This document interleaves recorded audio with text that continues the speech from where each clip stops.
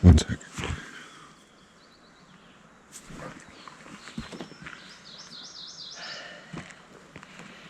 Greetings, dear precious spirit soul.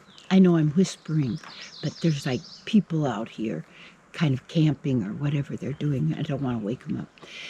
It's great to be up early because then you know how quiet everything is. It's a great time to meditate, to be with yourself, see, so that the outer world doesn't take you over, that you go into the world in a sense from who you are. My topic. Who's controlling your money? I'm going to look at that. Because whoever controls your money controls you. It's a really subtle thing. And I think about Michael, you know, our videographer and director and Mr. Wonderful that could do all these things with this and puts these videos out there. So anyway, he was talking about how in Rembrandt's time, you know, the great artist, how the families were like, well, they're the elitists, but they were also producing money from their crafty deals, whether stealing or murdering or whatever it may be. But anyway, they were gaining this great money and wealth and jewels and property and all this kind of stuff. Well, their children, they, like what happens, they never worked for it. So they were basically called trust funders, but they never earned it themselves. But they were then had all of this luxury and all this wealth, and they decided they would go to Venice. You know, they're Venetians would go, and they're the, you know, the sailors, so Phoenicians. So anyway, they go to and party. And so what they do is they give all of their money and everything to money managers. And so it was a certain group of people that would then move in and take control of the money.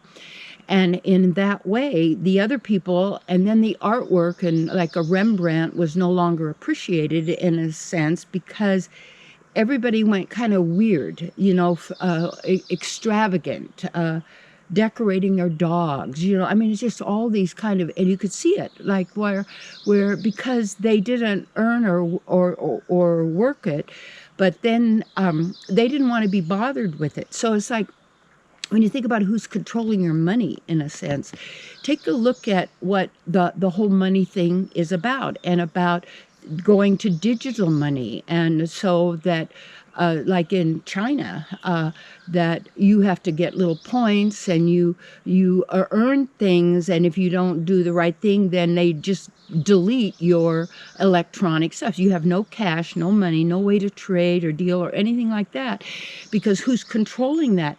And so then you get that whole system.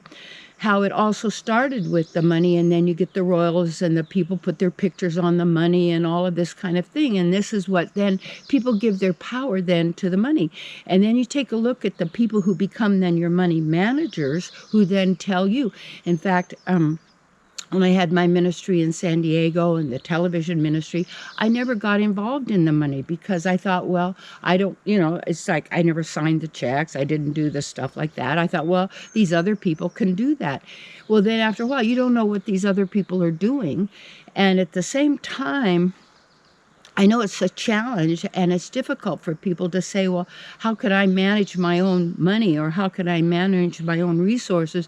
You have to look at how can you manage your own life.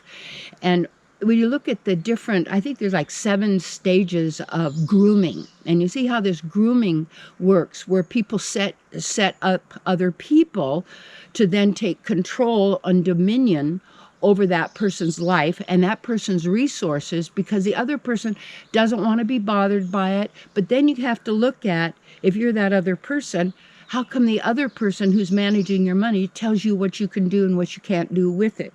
Because now they become the they could be sick, but they'll get well really, really soon, because then they can move into a position of strength, of domination. And so many relationships are about, most of it, about being dominated or avoid domination, or who's in command and who's in control. And then what happens is we start betraying ourselves, or we betray the other person in the sense of we're not trusting our own inner guidance. As most people, we've been taught not to trust our own inner knowing, as if we don't know anything, when actually we know all. It's all wisdom and all knowing. And yet what we've done then is give the power to then the mind. We give the power to thoughts. We give the power to words. We give the power to laws and rules. We give the power to money. We give the power to someone else or something else outside of who we are. So then the whole idea of the control situation is that is a mind practice, and that you could perceive how people are then controlled through their consciousness, attitude, and how we actually manifest is it's not about moving everything around in the outer world. The outer world is always a manifestation of our own consciousness. See, so when you take back your power, and you've got to take it back from the money. You've got to take it back from the people that you've given it to, and after a while, what you realize is that I know it's a challenge, and I know it's difficult to take ownership of your own self and of your own manifestations and what happens to you.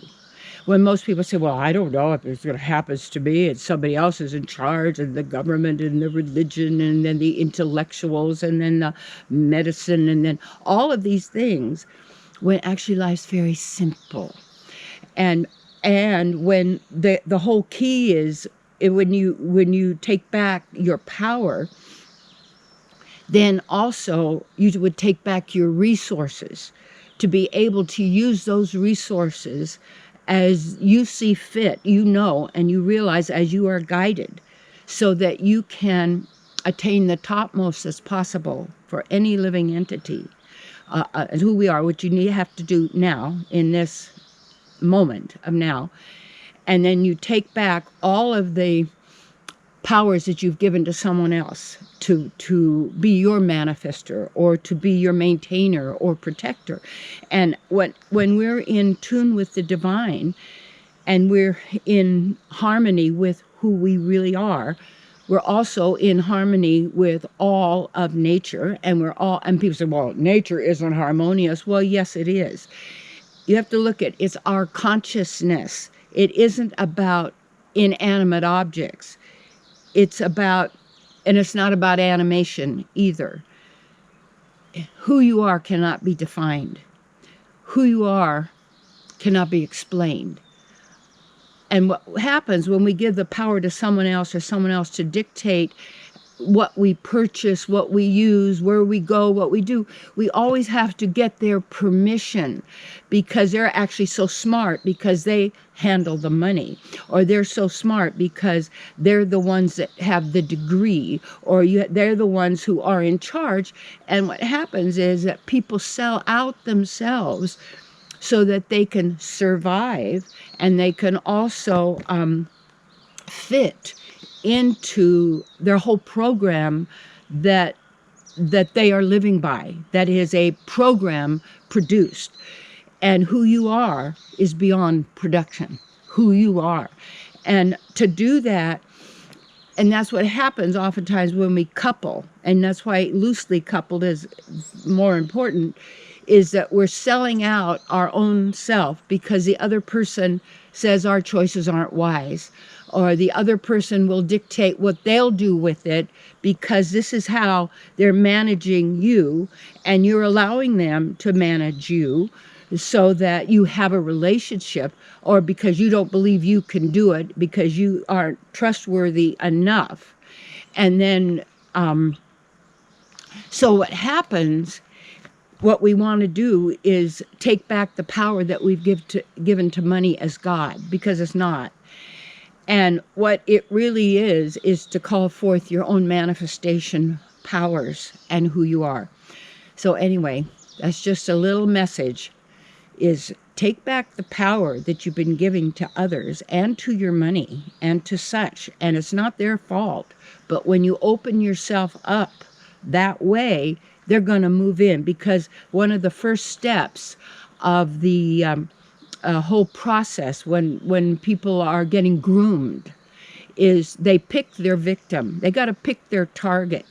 And what happens when we have a consciousness of needy, if we have a consciousness of lack of strength within ourselves, then we get easily manipulated through emotions, through moods, through this or through that.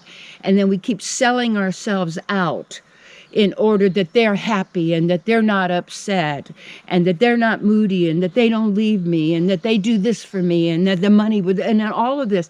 So we're living in this state of confusion where we're set up for constant chaos of fear, of guilt, of all of these emotions, and all of it. What it takes is for you to also, when you take back, is to take back yourself in nature, in quiet, in meditation, in your studies, in your work. That's why I do retreats and workshops here, and I do, and then the phone counseling and teaching sessions and mentoring. And what I really like to do is that I mentor with people who are really there to serve others and to help them attain their own self-realization and self-activation of who they really are.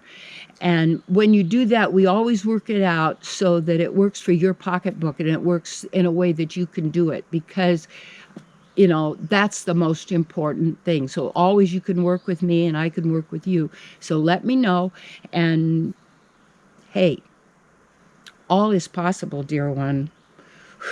Got to know who you are and stand in your own inner power and strength, because that is the divine and that is who you are. Hugs.